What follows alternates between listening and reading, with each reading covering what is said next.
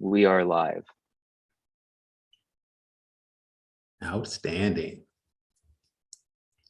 Well, I guess I can introduce myself as Harold Campbell, ASDB District Math Specialist, math teacher for the blind, and chairperson of the Diversity and Inclusion Committee. And this is our live table cultural talk and our first ever. And I need to thank some people who helped put this all together. The Diversity and Inclusion Committee, the ASL interpreters, the Spanish interpreters, the media department for ASDB, because they are phenomenal. And so we hope to get some participants tonight and foster a wonderful discussion, wonderful and rich discussion about culture, misconceptions, and all those important topics for our students, our staff, our faculty, our community, as we are all part of this Tucson community, all of our deaf students and all of our visually impaired students. And we want to hear from everyone. So it's 6 o'clock, we are live. We are going to wait maybe a few more minutes to see if we get some more people showing up.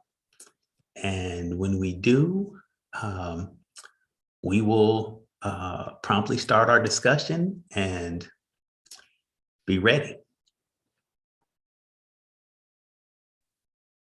Hello, Libby here, a committee member for the Diversity and Inclusion Committee at ASDB. And I just was wondering if people are joining, should we have our cameras on, cameras off? What are our thoughts about that? I'm fine with cameras on. Let me know about interpreters. Well, and I think when they join, they should have the cameras on so we can see who's here and recognize people and say hello.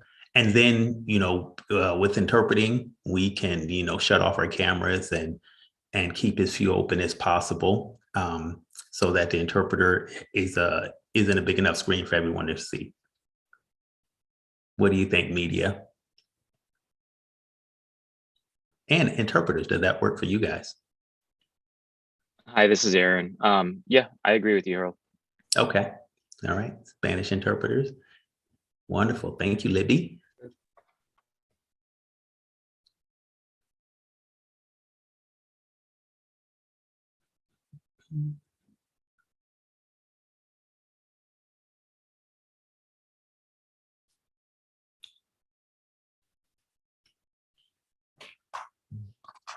Yes, Eric.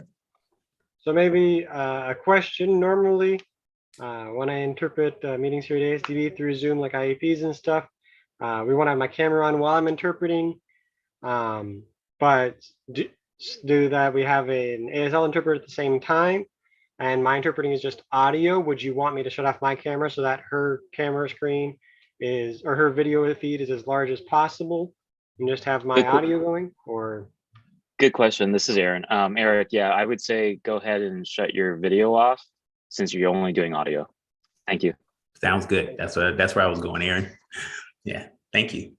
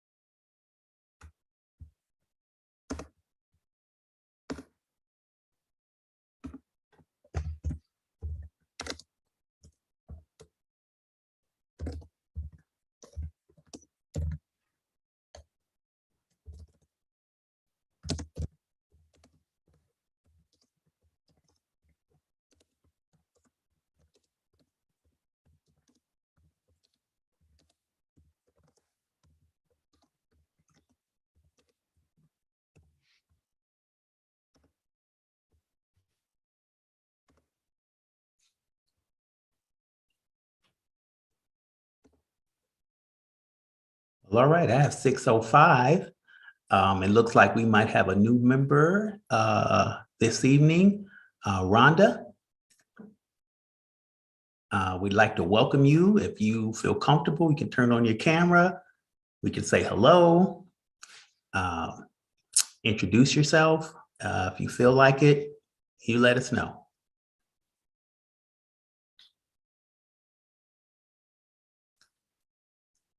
Well, I'm a new deaf mentor. I work part-time. So I was hoping to see others here, but it looks like it's just me. I see you have interpreters and media, but no other participants here to engage in the conversation. Oh, Libby's here. Okay. All right. Yes.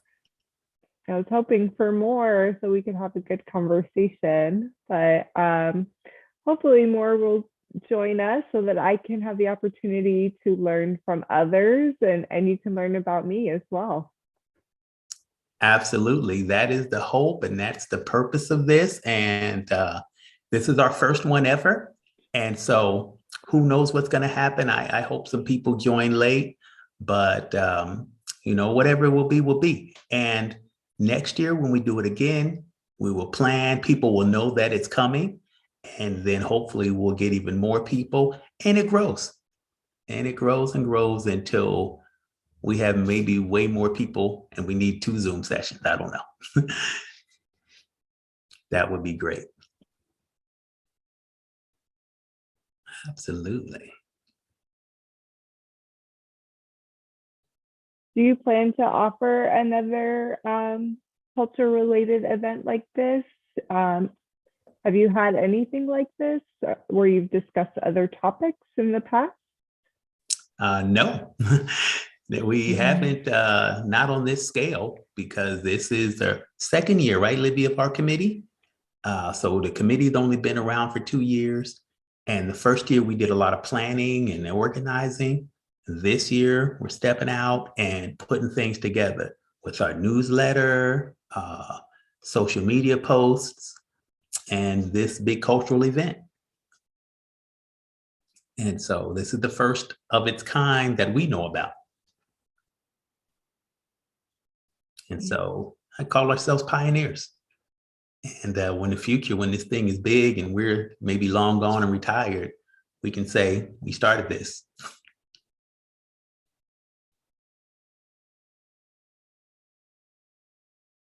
Yeah. That's cool. Yeah. Outstanding. Well, it's 6:08 I'm thinking about waiting just a couple more minutes to 6:10. See if anyone else shows up. If not, we'll get started. We'll have a conversation with the 3 of us. If people show up, they can join in and we can include them. Yeah. And like I say, get to know each other, get to know our ASDB family, and maybe some community members would join. We love to see students here. We'd love to see parents. Because again, we're all here for one reason, to help our students succeed and in the best way possible. And we all have to work together as a team for that to happen. And so getting to know each other and building a relationship is step 1. Okay.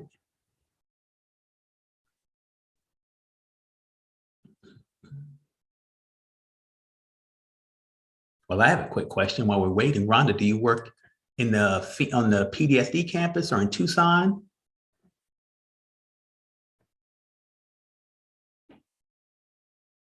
PTSD, but I'm working from home at the moment, remotely. Most of the time, video conferencing with parents, teaching them sign language so they can communicate with their deaf and hard of hearing children. Nice. 1 or 2 families I'm meeting in person with the hopes that we will go more back to in person since we're at a time where we're transitioning since COVID. Nice, nice. Wonderful, wonderful. And like you said, we have to get parents more involved. And we hear that from many schools, and many schools are struggling with that. But I think the need here is even more. You know, it's even more important because our kids need all the support that they can get that they're not receiving necessarily out in the community. And so the parents have to be that anchor, you know, that's their job. Yeah.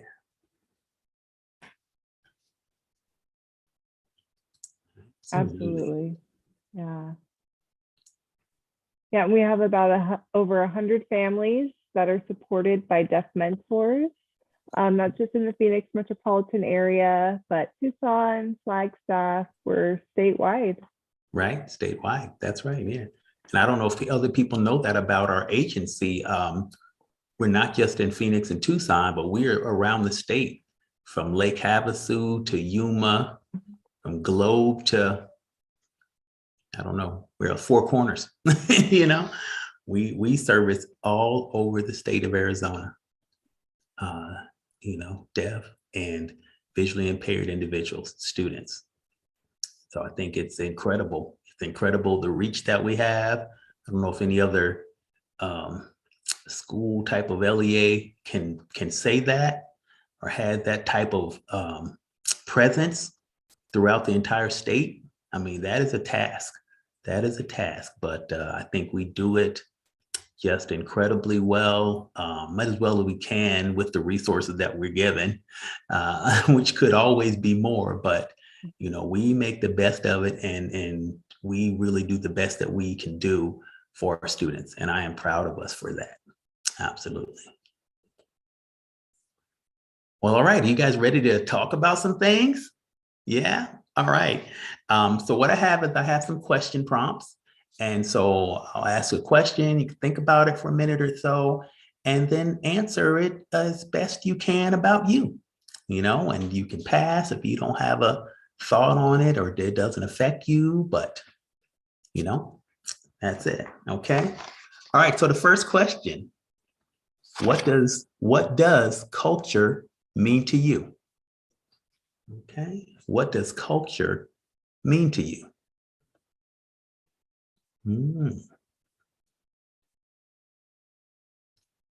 Libby, did you want to comment? I need some time to think about that question. Sure. Yeah, sure. Libby here. Hi, Libby. So I participate in this camp called Anytown, Arizona, and I'm an advisor at the camp. And talking about culture is a big part of that camp. And during camp, you can separate yourselves into which culture you identify with. And so I always feel pulled to go into two groups. And so one culture group is if you identify as white, and then another culture group is if you identify in the LGBTQIA community. And so I have a tendency to move toward that group other than the white group, because when I think about my whiteness, I'm not sure that I think about culture. When I think about the LGBTQIA group, that is where I identify most of my culture with. And so I think that gives me pause sometimes to think why I don't go to the white group as quickly as I would to the other group. And I think it's because I don't know what my culture is as a white person. I know that my grandpa came from Czechoslovakia, but that's about all I know. I know that my grandma is French, but that's all I really know. So I feel disconnected from my culture in one aspect, and then I feel really connected to another part of my identity and the culture with that in another aspect. So culture is something I'm curious about, and I feel like I'm a little bit maybe disconnected from in those two ways. Thank you for sharing. Wonderful.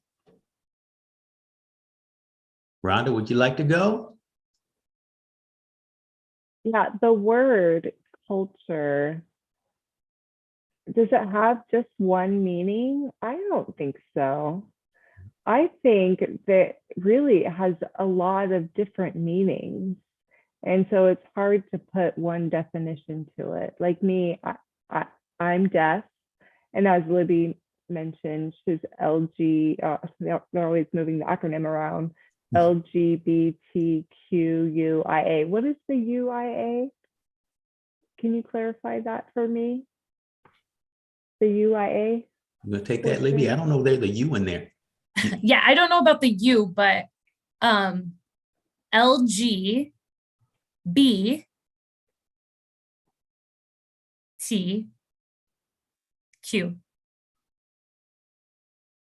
Yeah. Yes. So what's the IA? I've always known the I to be intersex and the A to be asexual.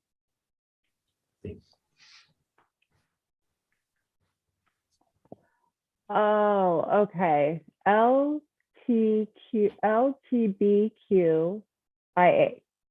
Did I get it right?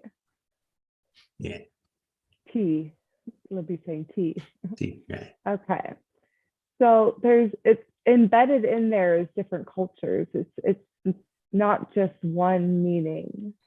And I can understand what you're saying, Libby, about feeling pulled, feeling where you feel most comfortable, where you feel safe, having that understanding, and having that trust, confidence within a group of like-minded community system of support.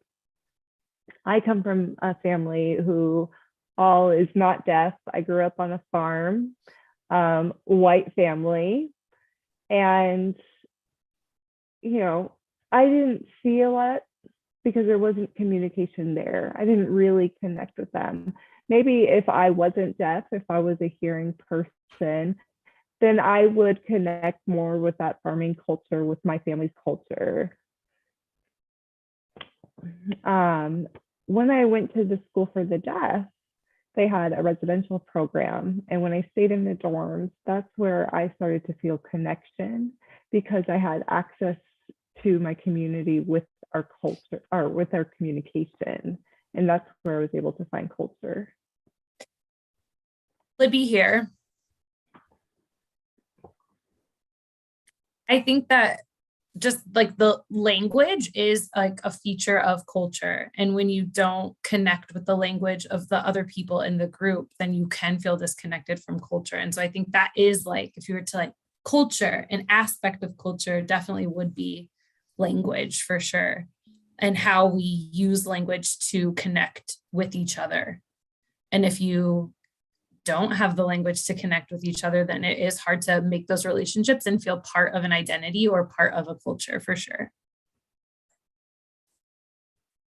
Right, and this is Harold. And piggyback on what Libby was saying, if you don't have that language, you don't have that immediate connection, you have to be intentional about making that. You know what I mean? I have friends of all different types of cultures, different religions, different races, and even people that, spoke different languages, but we were maybe in a work situation together. And, it was intentional for us to get to know each other, to learn how to communicate. Culture, part of culture for me is when I came to teach at ASDB. Now I'm on the blind side. And so, my thing is Braille and working with the blind, visually impaired students. But we have the deaf teachers, right? And they're my colleagues as well. And of course, as we got to know each other, well, I want to communicate with them. I want to talk to them about stuff. I want to get to know them. And so it was intentional about how can we communicate? And we write on the board, read with text. They would teach me some ASL, some students, they have some voice. And so, once they wanted to know me, they would speak to me and they would speak and sign, which I absolutely love. And I don't know in the deaf community if that is just taboo in some ways, places I've heard, but for me as a learner, as a new learner, it is great because then I can connect words with ASL.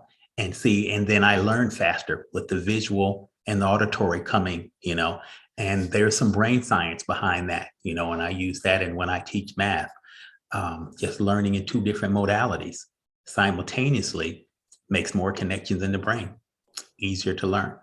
And so it makes for that transition really nice. So that's some culture that, you know, I've come into.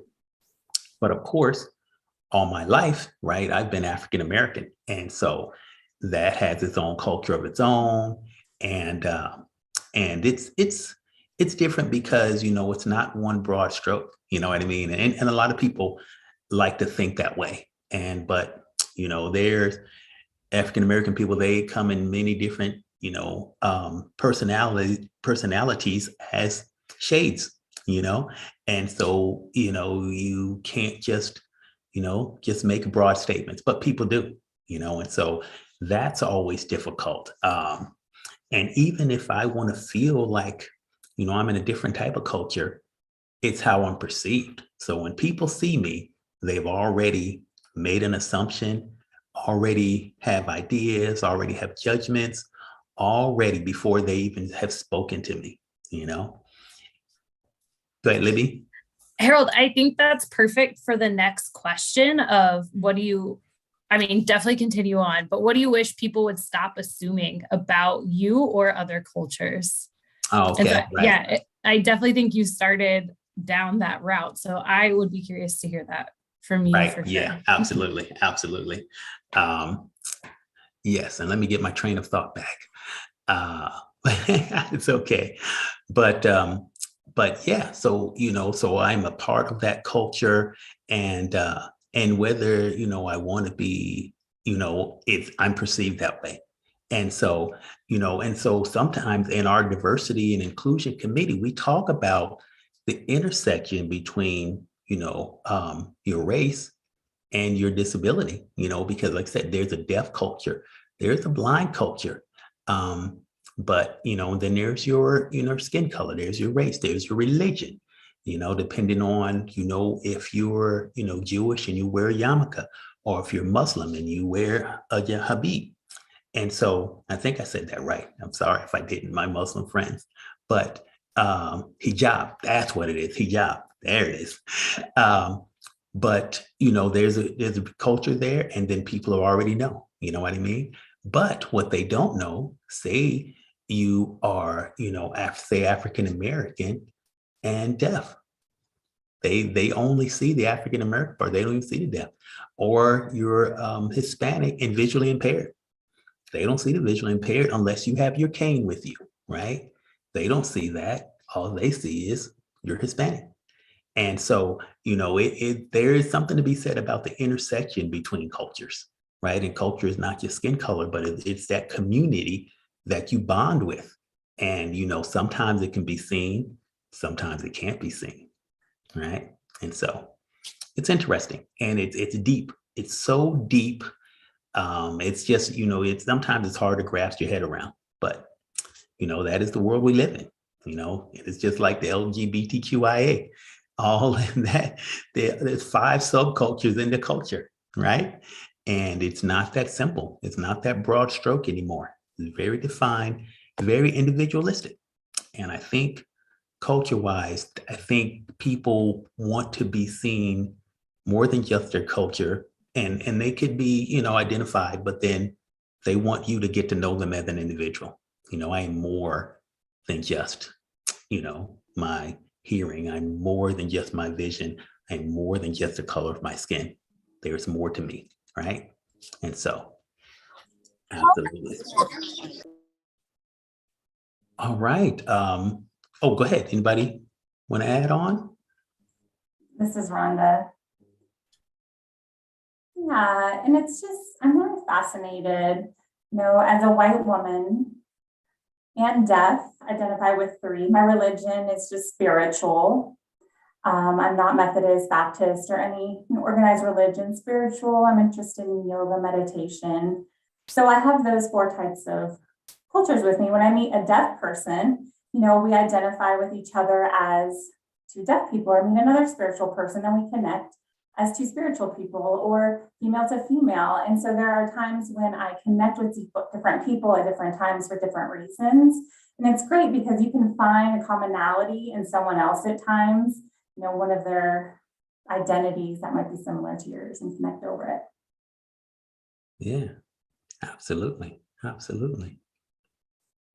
All right. It looks like we might have a new guest here, Laura Morales. Welcome to the conversation. If you would like to turn on your camera and introduce yourself, you are more than welcome. If not, that's fine too. And then, like I said, I have some questions that I will prompt, and then we'll have just a rich discussion.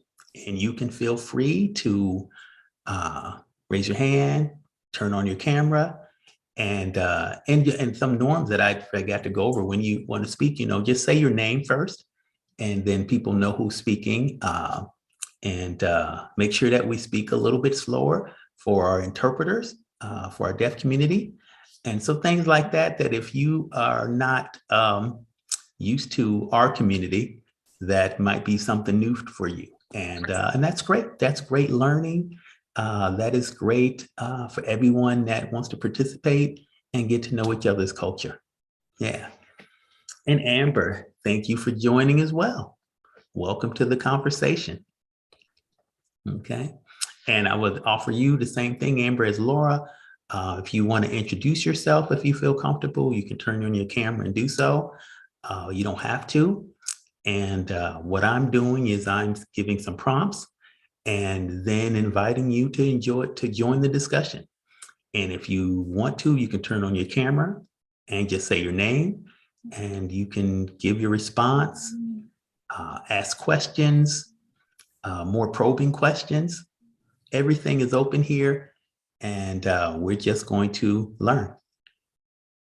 Okay? All right. Just to catch you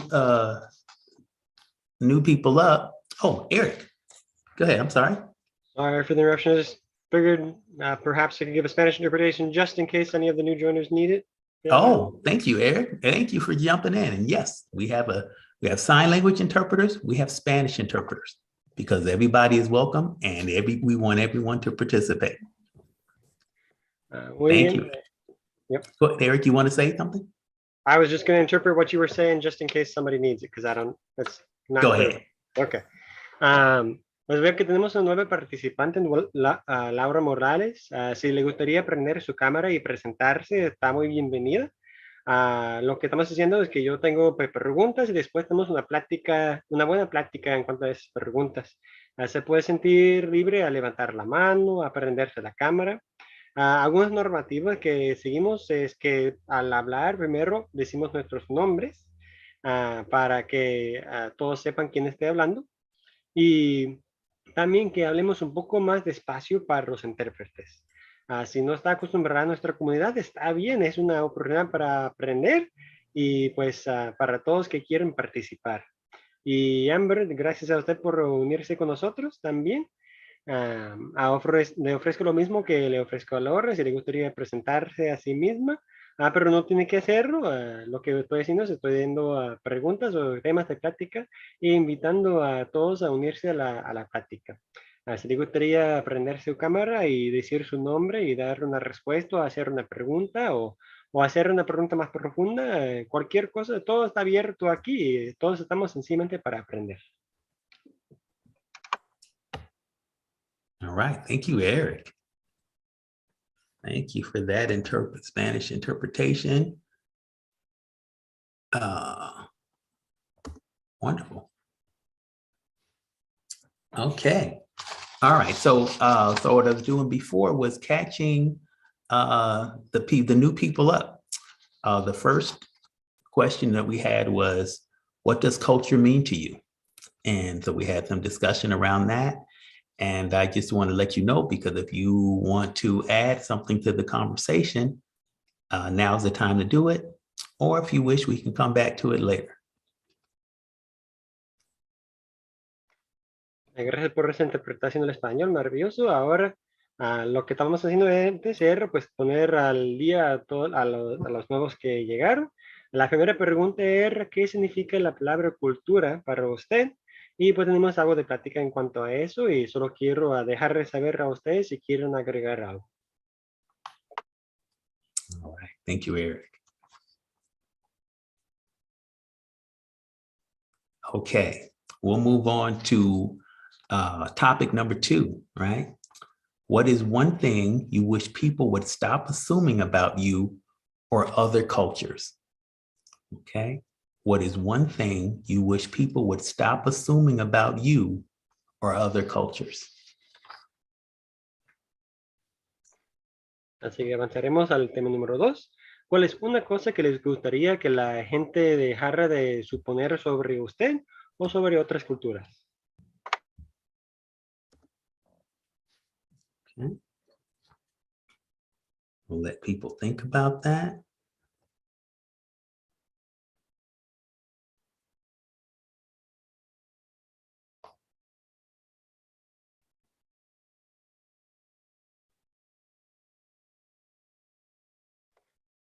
Les doy tiempo para pensarlo.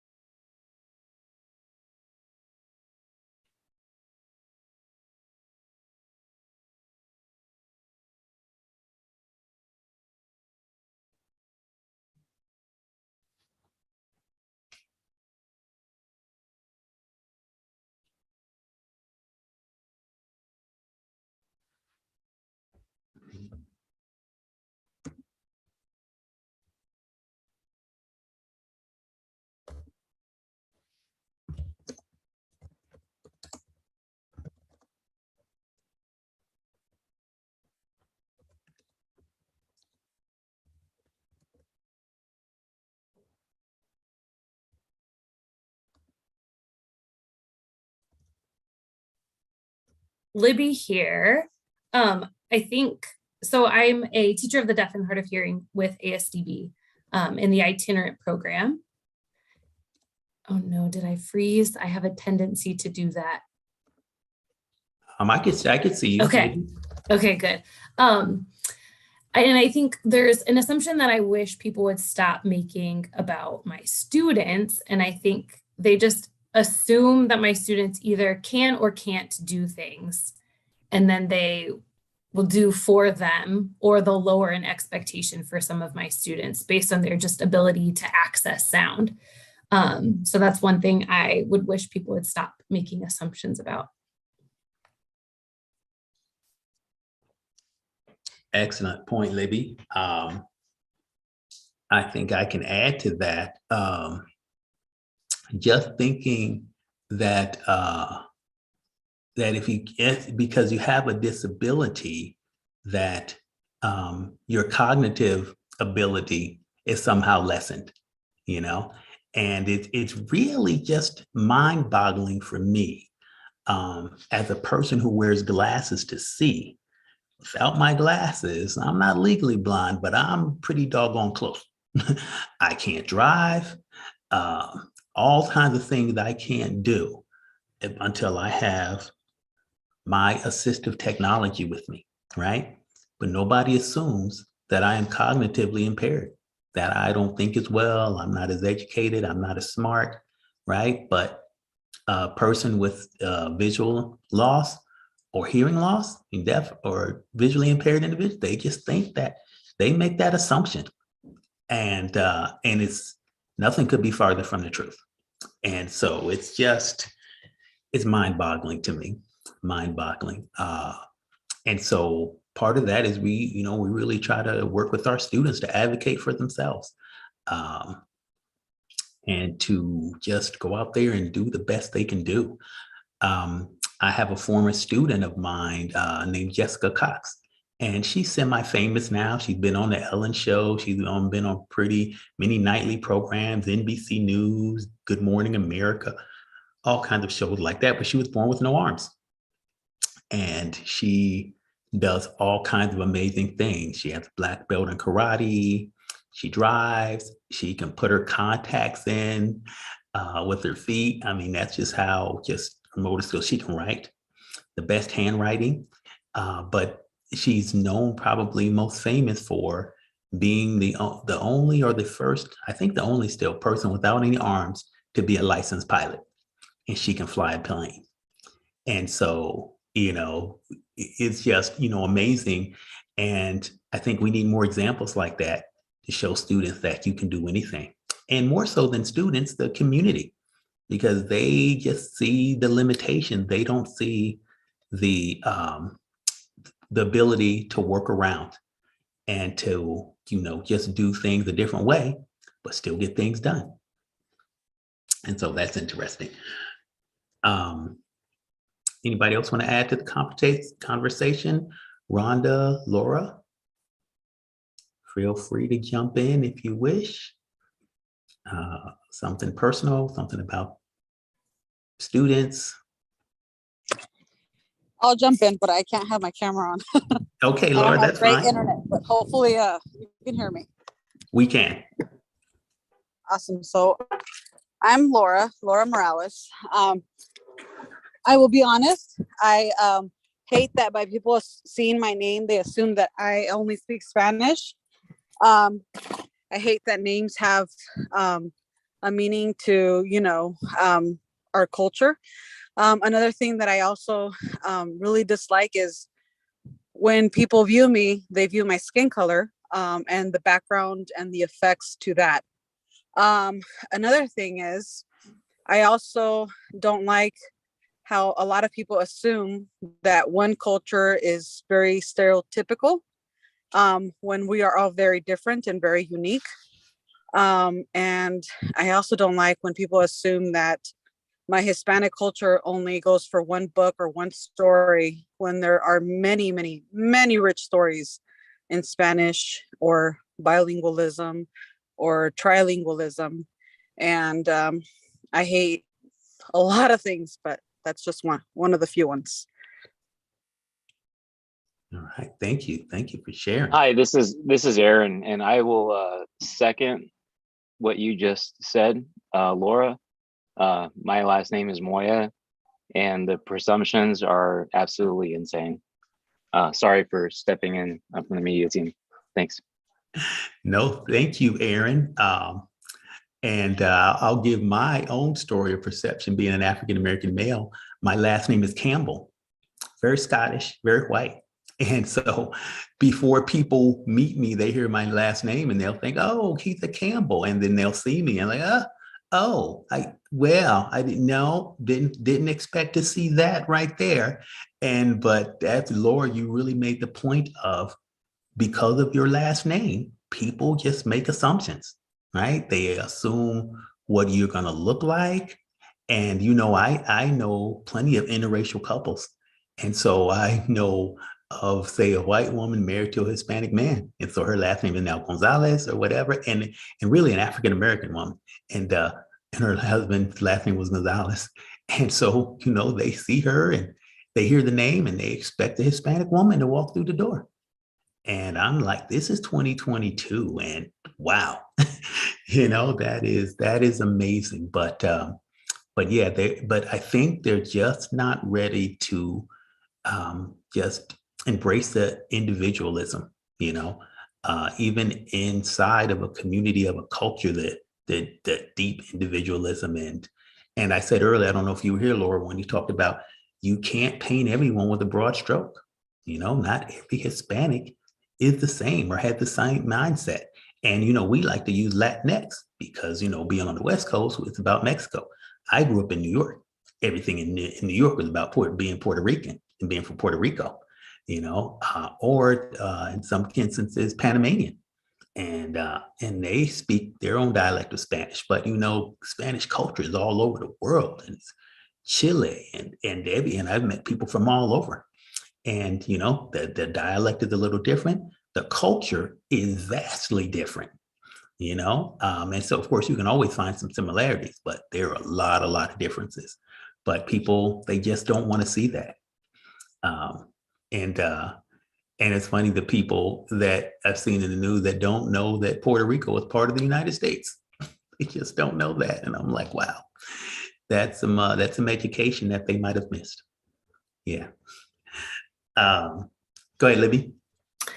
I will say that one of the things that I don't like that people assume about, so I identify as a lesbian and in the LGBTQIA plus culture. And so one thing that I don't like that people assume is something that I'm also a little bit fearful about.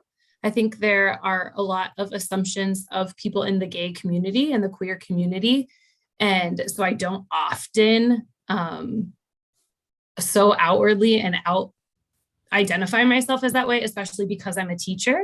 And so I think because of some of those stereotypes that that people have, I'm afraid to be so out about that. So I wish that people wouldn't make decisions based on other people's sexual orientation, because I do live in a little bit of fear about that, especially in the workplace. And even with family, I think there were just assumptions about how I live my life because I am a lesbian. And so I think I had to just have some honest conversations with my mom, especially about like, I don't know what assumptions you're making about me, but I have 3 dogs, I clean my house, I go get coffee, I go grocery shopping just like you do. So whatever picture you have in your mind, maybe people live like that, but that's not just like everyone's been saying. It's not just one general way that everyone in one culture is. We're all different. Amen. Rhonda?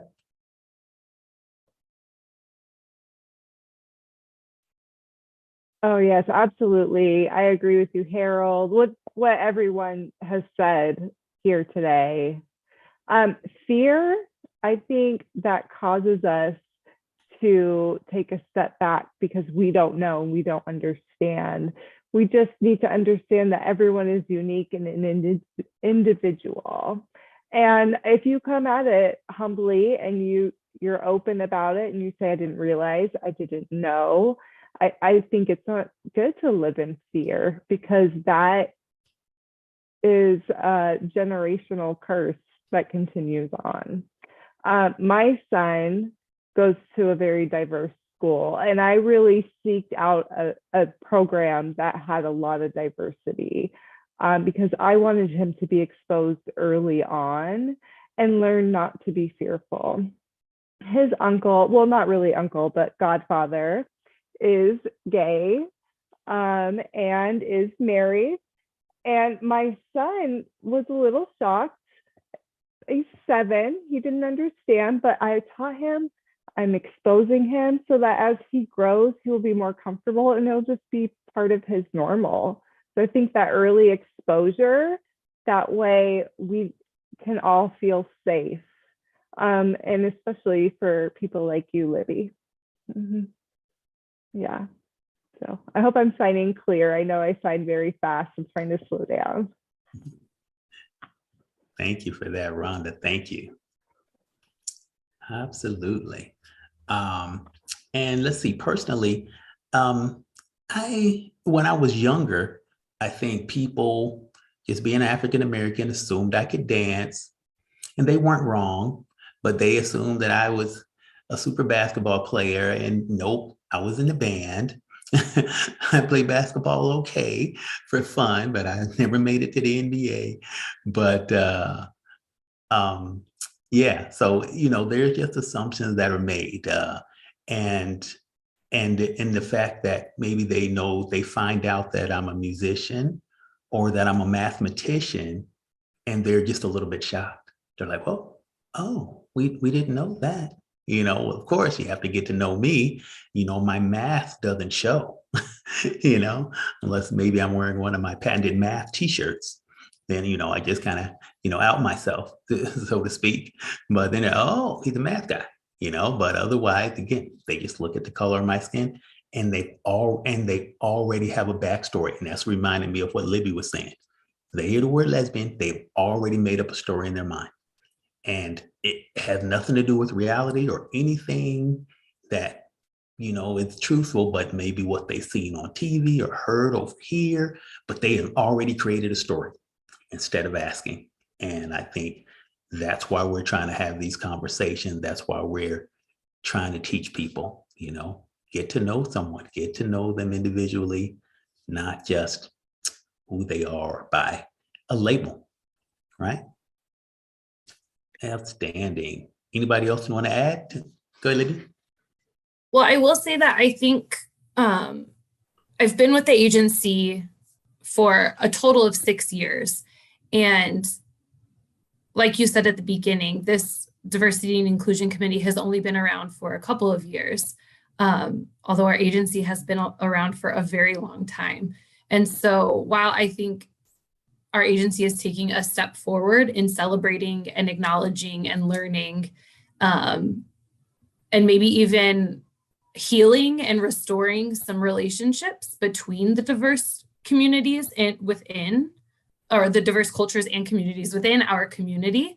I'm noticing ways in which we're doing a good job, but I'm also noticing ways in which we are maybe falling short as an agency. And so I'll say one of the ways in which I was surprised to see just our agency kind of support some of these things to make us feel comfortable about showing up in our identity and celebrating our culture was the Instagram account. And I saw in June they celebrated Pride. And so that made me feel like a little bit more comfortable to within our ASDB community to show up as my real cultural identity. So I know that there are some good things that we're doing, but there are also areas that we can grow to as well. Absolutely. Absolutely. I'd Anyone like else? to Go ahead, Laura. piggyback off of what Libby said. So I'm a proud parent of a deaf child. And I'd like to say that there's been lots of great improvements in the agency. You know, I moved to Arizona from Hawaii when my husband was active duty. And I moved here because this is my home state. And when I started with the agency, I want to say that there was a lot of biased information out there that really pushed me away and didn't really service me. And I want to say that it's getting better. I want to say that there's lots of changes that are being good for the agency and for the community. But I also want to say that culture is not celebrated enough. And that there's still a lot of changes and growth to be made within the agency, and we still need more diversity within the agency. I don't see that enough, and this committee is great, but I, as a parent, and even as, you know, a student teacher that was there teaching there recently, I did not see much of this committee. And even when I asked for information about this committee, I got nothing from it. And this is just me being a parent that wants to be fully involved. I feel like there's always lots of work to do when it comes to trying to be involved and staying involved and, you know, just trying to be informed. Absolutely, Laura, thank you for that. And so, you know, part of this is, and I'll let the interpreter switch. Okay, part of the reason we're having this tonight is for the very reasons you spoke of, to get our name out there, so that people know where to find us. People know, they see our faces. They can contact us by our email and get more information. This is my 4th year here, and what I've seen, and I've been teaching 28 years, so this is nothing new or nothing specific towards ASDB, is the lack of parent involvement. Now, I have 2 kids of my own, and me and my wife have always been involved. Elementary school, field trips, you know, and chaperoning and all of those type of things. And, you know, I think we could see more of that at ASDB. And I've noticed that it is not actively pursued, right? And so we as a committee, we took that up. We said, okay, how can we get more parents involved?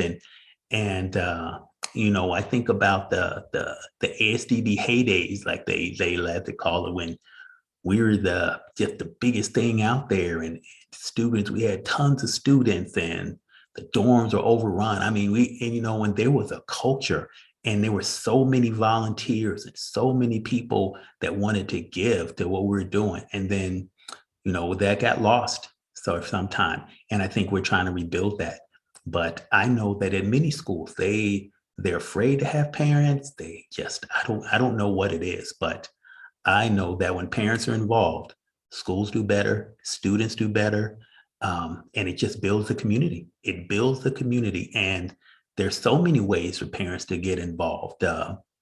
When my kids were little in elementary school, my son's best friend, his mom, volunteered in the library because they had a part-time librarian, I think, and to service all the kids at the elementary, 300 or 400 or 500 strong, and she couldn't do it by herself. And so this mom didn't work, and she volunteered.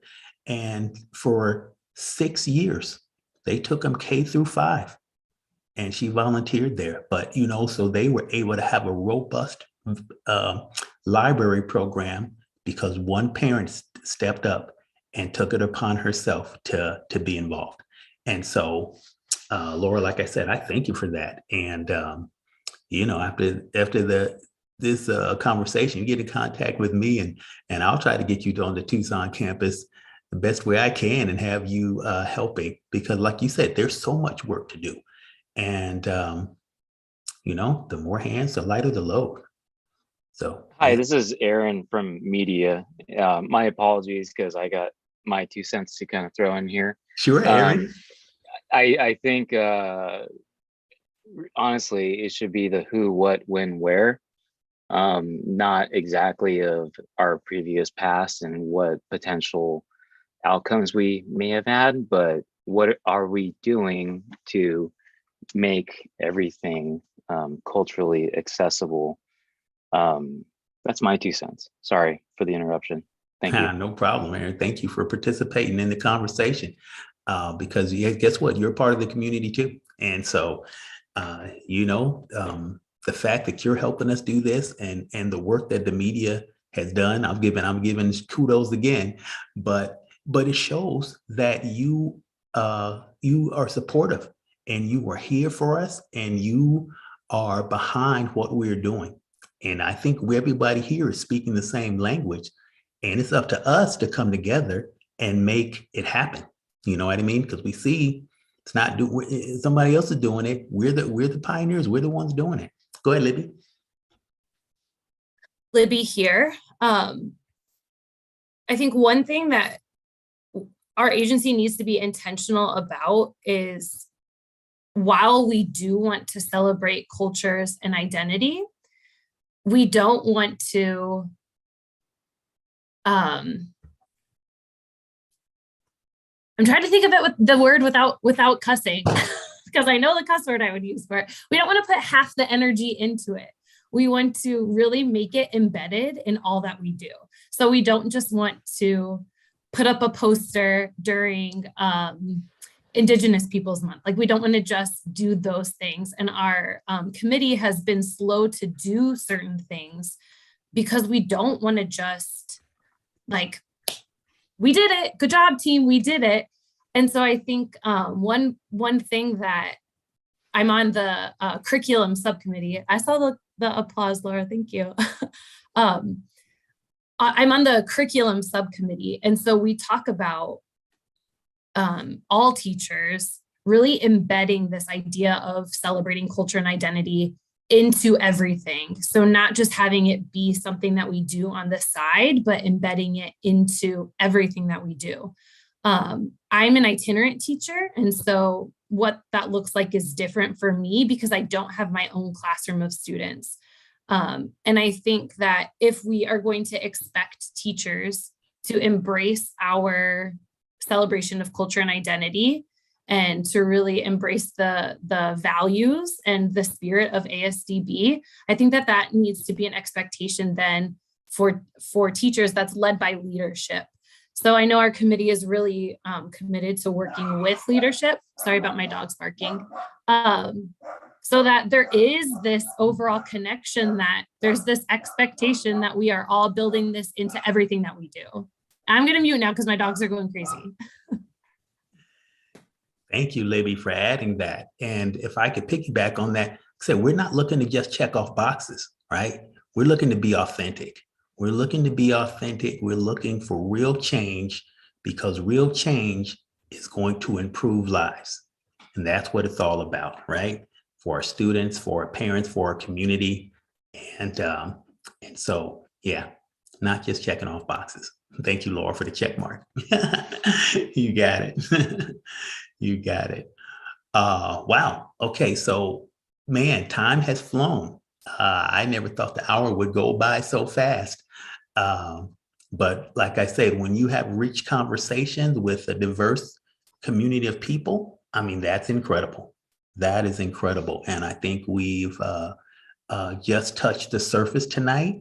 And like I said, this is something that the Diversity and Inclusion Committee has taken upon ourselves to say, hey, we want this in our community. We need this change. We want this change. And if no one else is doing it, we're going to do it. And we have great partners with our interpreters, with our Spanish interpreters, with our media department. They're saying, hey, we're right here with you. And we call that allies, right? I'm African-American. I consider you guys allies. I'm an ally to Libby. I'm an ally to the deaf community. I'm an ally to the blind community. And as our school is, as the Arizona State School of the Deaf and Blind, my goal is, okay, why aren't our visually impaired and our deaf students allies? You know, they need to learn to support one another, because, you know, they have similar experiences, and we're all on the same campus. So, you know, and so we do that. And of course, you know, we have some students that are deaf blind, right? And so they understand the intersection, because they are the intersection, right? They're the epitome of the intersection. But the other students, we want them together. And so it's about the entire agency. And like I said, Rhonda's in Phoenix, Libby's an itinerant. I'm in Tucson. I think, Laura, I think you said you were in Tucson, I think. I hope so, because I'm going to get you over to the Tucson campus. Media is all over the place. Media runs everything from the state. You know, and so we're talking about agency change, not just one campus, not just one in one area. Go ahead, Libby. Libby here. I also think that it's important that, you know, we're a very small group tonight. As a committee member, I'm doing a lot of reflecting on why did we only have a few members tonight, but I'm also celebrating that we carried on, we had this conversation. And so I think part of this conversation has to include accountability. And as being a committee member, I know that I'm accountable to my other committee members, but I'm also accountable to the whole ASDB community. And so I think making sure that I will say that I will do this, I will use my voice and communicate with the committee, to communicate with leadership, but then to also loop in the board if we need to loop in the board. And to really make sure that we're holding everyone accountable for this mission and this vision and dream that we have. And then I also would encourage others to also do the same, that if you have questions, if you have suggestions, if you have criticisms, I think that those things can't be left in dark corners of the agency, and they can't be whispers and people quitting and issues going unresolved. And that I think if we can hold each other accountable and then step into a brave space in that accountability and really support each other and raise our words together, I think that's how ASDB can move forward together, because that ultimately is what's going to create the space for our students to grow into their authentic selves, if we can show up and be our authentic selves as well. So carry on, everyone. Very nice. Amen, Libby. I love it. I love it. Rhonda, you're on.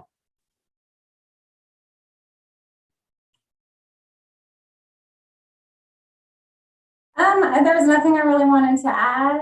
I was just talking about authenticity honesty. It's so important. I think we lose that practice. You know, we hide who we are, we keep things to ourselves, and we've got this chaos going. We need to get it out there and tell our truths. And once the truths come out, you know, life can be easier. We can enjoy, we can feel safe, and just be connected to everyone. Absolutely, absolutely. And forgive me for making the assumption you turned your camera on. I thought you was gonna, I thought you wanted to speak, but thank you for that. And by my clock, I have 7 o'clock. And I could keep having this conversation all night, but I want to respect everyone's time. I want to thank everyone that participated. And I think, like you said, we were a small group tonight, but look at the diversity in just the 4 of us. It's incredible. And this is something that is new. This is the first time, and we hope to continue this. So next year, we hope to have 100 times more people with little squares all over the screen. And then media's going to have to try to work that out. But you know, this is the first step, and then we build upon it, and then we keep growing and growing and keep facilitating change. That's the goal. Go ahead, Libby. Just one more thought, since we are a small group, Laura, if there's anything else you would like to say before we end it, would love to hear you again. Only if you want to, though. I was going to say that, but yeah, go ahead. And thank you, Libby. Yeah. I'm sorry, guys. I'm like literally trying to hear to do family and trying to do it all at once. Anyways, yes, I'm all with you guys. I'm not in Tucson though. I'm in Phoenix. Okay. I'm sorry. Look at Libby though. Look at Libby But excited. I'm like, I want to be all in. I want to help bring these changes because I agree. It has to be authenticity. It has to be honest, you know, and I feel like the agency is trying to aim that, but it's not really there. Right. That's right. Well, and it's a process, and we're a big agency, and you know, it's like moving a ship versus moving a sailboat. That ship is going to take a long time to move, and a lot of people working together on that. But like I said, this is the start, and we hope to keep it going. All right. So again, let me thank my interpreters, my Spanish interpreter, my ASL interpreter, my media team. Man, just incredible. Anybody want to come on camera and show yourselves? Feel free, and we'll say a goodbye and let people enjoy their evening, enjoy their weekend. I know on the Tucson campus, it is prom tonight. So we have a lot of people in prom. My son has his prom tomorrow night. So it's springtime. That lets you know it when it's prom season, it's springtime. And that is just one of the wonderful things about working with children, just seeing them in a different light, right? We talk about diversity and stereotyping people. And we, you know, sometimes do that with our students because we see them in hoodies every day.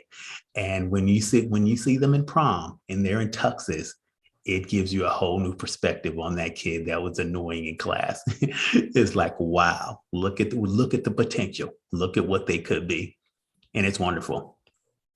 Anybody else? Last words, last thoughts? Okay. And again, thank you, everybody. Thank you, everyone that supported us. We appreciate you. Look for us in the future. Look for other activities that we're gonna promote. Look for us just doing things to help our agency become more diverse, help our agency to celebrate diversity in a meaningful way, not just as a check mark to check off a box, but to really embed it, like Libby said, to really embed diversity into everything, every fiber of what we do and who we are. And with that, I say thank you to everyone and have a wonderful evening. Thank you all. Thank you, Aaron.